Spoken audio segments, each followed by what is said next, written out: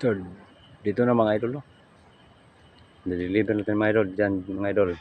Tambuli Seaside.